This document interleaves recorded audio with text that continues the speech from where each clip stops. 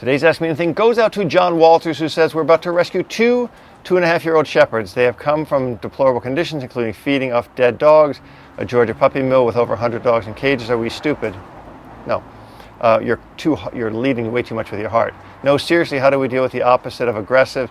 They have been beaten, neglected, etc. So we want to take care of these dogs. How do we best care for the trauma and make them our best friends? We have the time and patience, but based on your experience, what do we have in store for us? Your thoughts would be appreciated.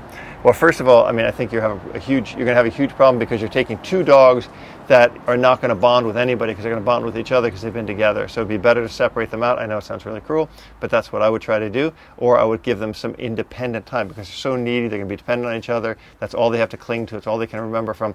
But the most important thing I would do is I would not approach it with the idea that these dogs came from deplorable conditions and it's so sad and so this.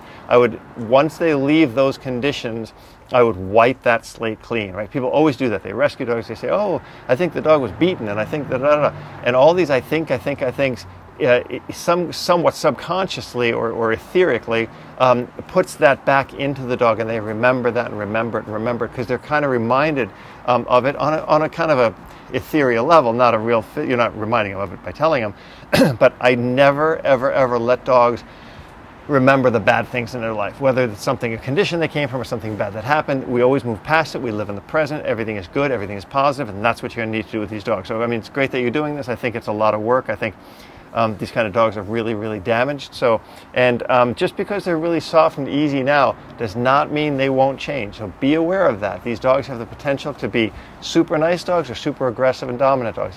It is no indication that this is what you're going to have forever. Got a question? Ask me anything.